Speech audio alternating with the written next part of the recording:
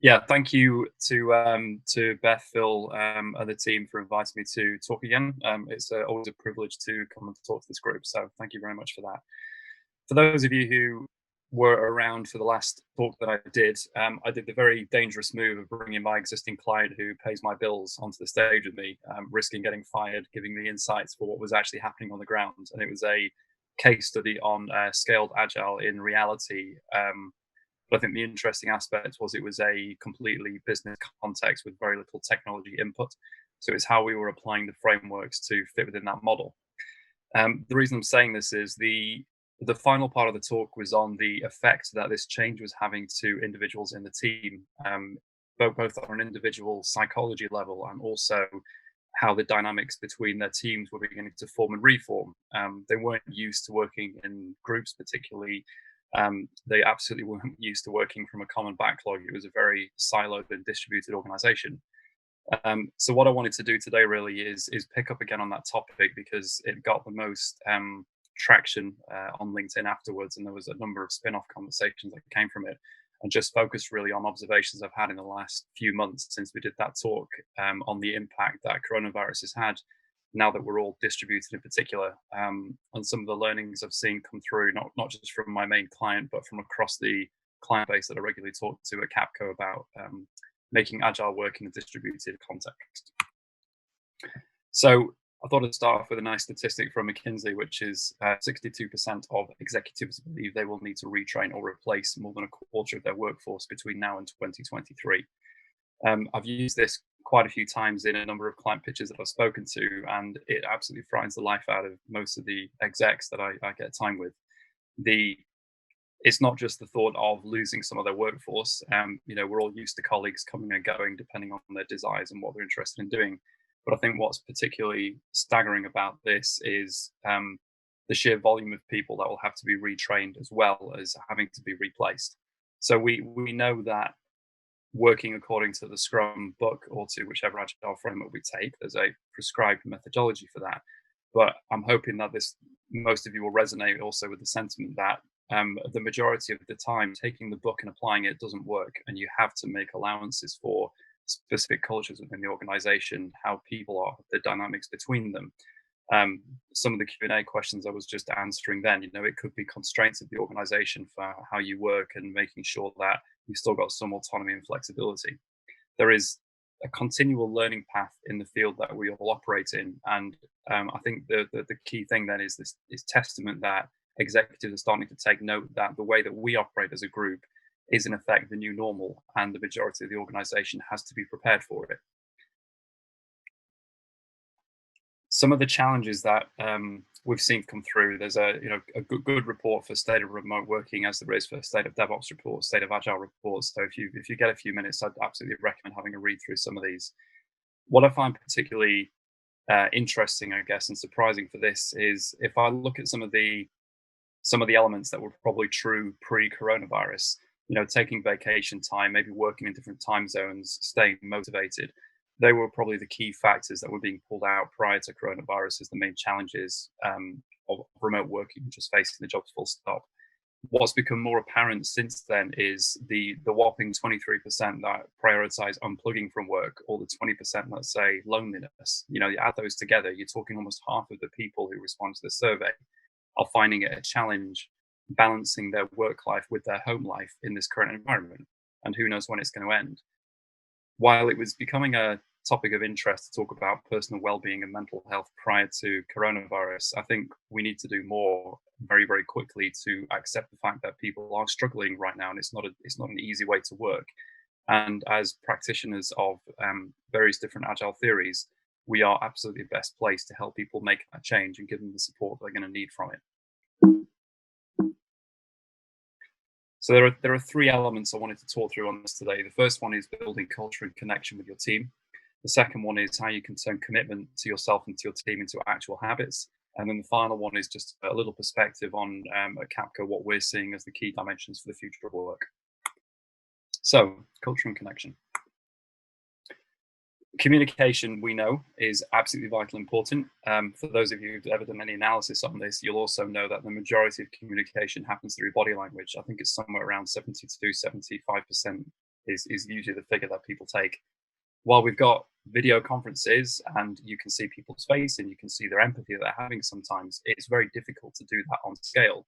So if I just compare now, for example, how I'm doing this talk to you today, I'm looking at my screen, a little green dot on my Mac, which is where the camera is. This time last year, when I was doing the talk, I had 120 people in front of me, and I could scan the room. I could see your interest, see when you're yawning, see if you're stretching, see if you're engaged by something I say. And it's that element of communication that we're beginning to lose because of the environment that we're in. The long-term effects of that are yet to be seen. I'm sure there'll be some wider societal impacts from that. But for the time being, the key thing here is that we still need to be able to build trust with people, whether that's a new team that we've only just started working with, or whether it's rebuilding trust with team members who maybe we're starting to lose a bit of touch with them because of the day-to-day interactions being lost. It could be your manager doesn't trust you to crack on with the work, and you have to provide extensive visibility over all the stories that you're working on every single day. So 3 tips that we found that work particularly well is practice real empathy. So again, I'm sure you would have heard this before in many, many training sessions. It's not rocket science. When someone talks to you, listen to what they are saying.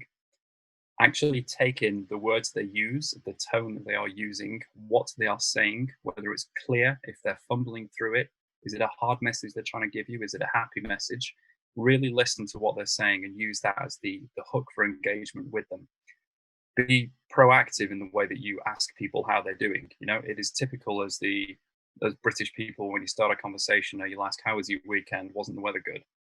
That might be sufficient for a face-to-face conversation, but when you are engaging with people in this remote environment, try and explore a little more. You know, if you know something a little bit about them, whether it's, they have a particular favorite sport they go and like to do, rather than saying, "Didn't you enjoy the weather?" Ask them, "Did you enjoy, practicing basketball the weekend?" Something like that. Show an interest in who they are as an individual.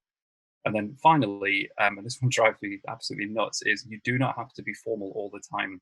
The number of client pitches I've done for extremely large deals where the resonating feedback across all the different consultancies is simply, you were too formal in how you went about your approach. Remember that even if the situation dictates certain levels of, I suppose, decorum for the meeting that you're in, you are still talking to human beings, and human beings respond to other human beings. So find that balance between formal and informal to really build the trust for the people you're talking to. The next big bucket of challenge that we tend to see is productivity in the work environment. It is an absolute privilege, actually, to see people on conference calls when they're actually within their own home. You get to learn something about people. I've chosen the white background today just because that's my preferred style when I do presentations. But when this is not here, you'll see behind me a library full of different sci-fi books. I don't mind people seeing that when I'm in smaller work conversations, because it lets them know something about me, and it always strikes up a conversation with them about who I am. I'm lucky enough and fortunate enough to be able to do that in my little office, and I have my own desk and reserved area, and that's what I need to help me be focused in what I do, my own little quiet space that I go to. I recognize at the same time that's not the same for everybody else. Some people prefer to have, working spaces in the kitchens. They might be in shared houses. Those of us who've got childcare, you will have children running around who will interrupt your meetings or bang on the door. You might have pets. You might be back in the office and be the only person there, and it's, your voice is echoing around the corridor. There is a variety of spaces that people choose to work in. The point behind this is you need to find the environment that helps you and make a real change to keep that sustainable, that you're able to work productively. There are a variety of methods to be able to do this. One little one that I've heard of, which is quite cool, is the Pomodoro technique. Basically, it's setting yourself a rhythm and a pattern where you have a focused bit of time that you work on something. You take a short break, you focus again, you take a short break, you focus again, and then you have a longer break. So it breaks down your daily work routine either into the smaller stories that you've got, or whether it's something bigger. It keeps you ticking over on a nice pattern. My biggest flaw with remote working is I just forget to take breaks because I get so engrossed and involved in what I'm doing, and I have to consciously set myself timers on my phone to say, you need to take a screen break now. Self-care is equally important. Again, I prefer to play music when I'm working. I don't want interruptions, but depending on the type of work I'm doing, I'll either put a heavy metal track on, or sometimes I'll put some classical music on. Both of them help me think and concentrate in different ways. I will always get dressed for the day in the morning for work. I'll never do it in pajamas because to me there needs to be a step change away from my home life to my work life when I come in the office.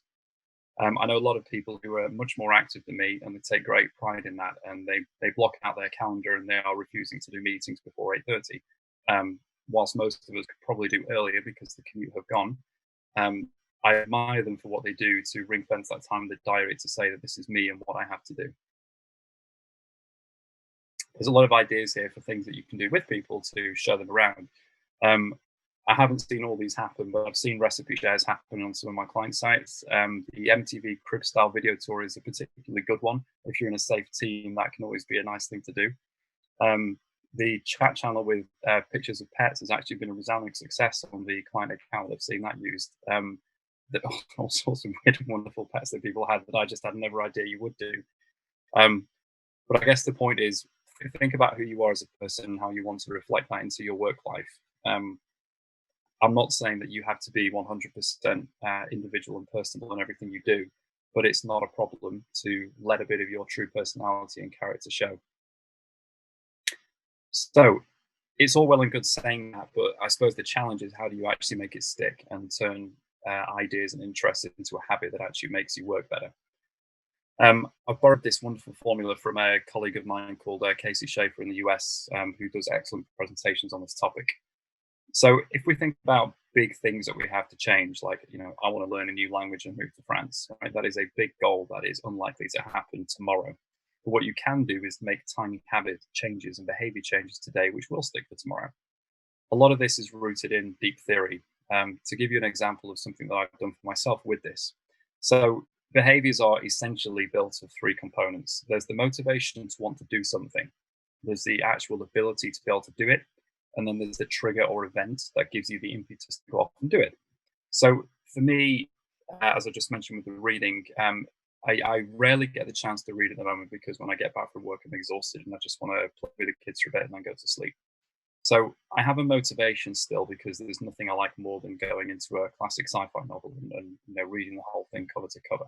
I know I've got the ability to do it. I might not be the best and quickest reader in the world, but I'm able to get through a couple of chapters a day. The challenge for me was the trigger and finding that moment where I would actually sit down and do the reading. So one of the tiny habit changes I changed for myself. Um, my usual routine would be, as I said, come home, play with the kids, bath time, bedtime, and then usually by about 8:30, maybe 8 o'clock, I'll be able to come downstairs, and that's kind of my day finished. I'll always go to the kettle and make myself a tea or a coffee.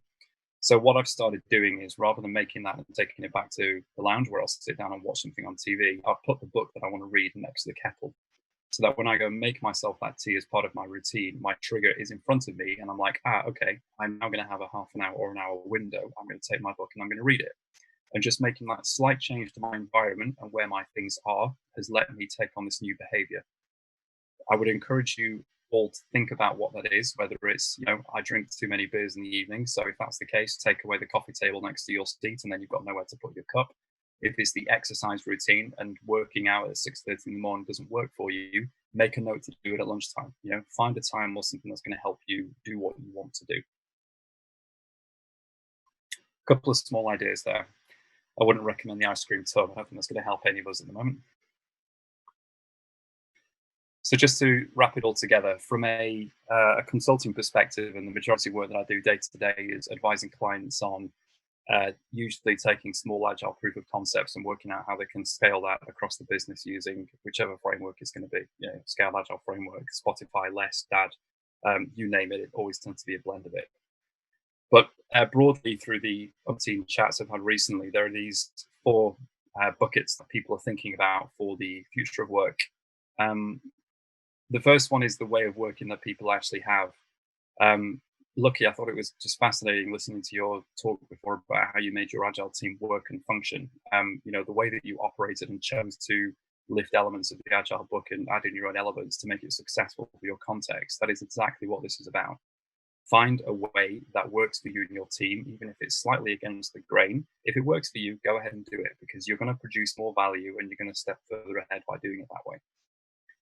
For physical space, I know we've talked a lot about personal environment today, but if we think more holistically about office buildings, for example, we could start to reimagine the way our office space is used. So if we move away from hot desks and just having a co-located team, I've heard an increasing number of clients talk about having a single collaboration space where people will go into London or whichever city is going to be to do work together.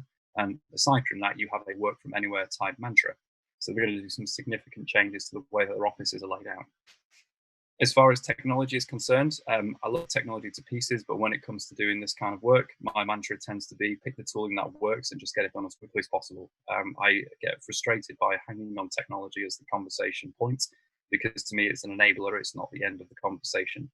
So my steer on this is take the tooling that you need to be able to fulfill your job, try and make that a standard pattern across your team so you're all working from the same hymn sheet and move forward.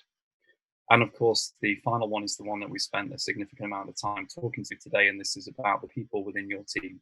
Think about what it's like working with them today, what you can do to change to really lift up people's moods, start to spot and even understand where they are at the moment. And then as we look to the future and hopefully, reuniting with colleagues across the world in hopefully not too distant future anyway, let's think about what that relationship is going to look like in the future. Undoubtedly, things are going to change, and you might not feel comfortable going up and giving that person a hug anymore, but you would have done on a Monday morning. What is the other thing you could do? Could you bring them a coffee from Pret and leave it on the side just to show your token of appreciation to say it's good to see you again? Thank you very much for listening today.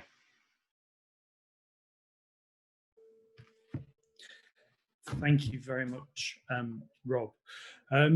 Does anybody, quickly before we move on, does anybody have any questions? Do any of the other panelists have any questions for Rob? Yeah, I actually have a question for you around this because I think it's very important and very relevant to talk about what's the future of how things are going to look, and I think some things will fundamentally change. Um, how have you ever had any experience with everything being remote and online recently, with getting that kind of magical aha moment when people are kind of together, when they're like working on a whiteboard together? If you remember back in the day, we were in the office, people would work on a whiteboard together and you'd see that interaction happening. Have you, in your experience, managed to see or facilitate that same kind of feeling happening with everybody being remote? Yeah, it is absolutely harder to get to that point.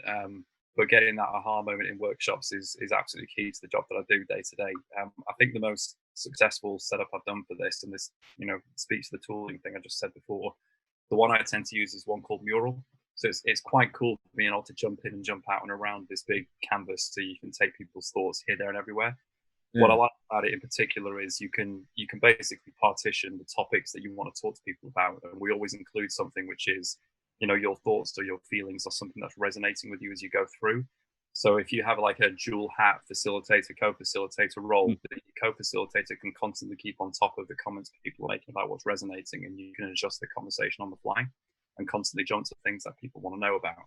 So if you're a little bit more sensitive to the mood in the room and what people want to talk about, it tends to be easier to get that aha moment in my mind. Okay, that's an interesting one. We literally here at the Zone, we just started trialing. We just started a trial of Mural today. So, yeah, I'll give that a try. Yeah, Yeah, for sure. thanks. I don't work for Mural, by the way. There might be other ones out. Not Mural and not the White Sox either. The coat countdown, I'm all set.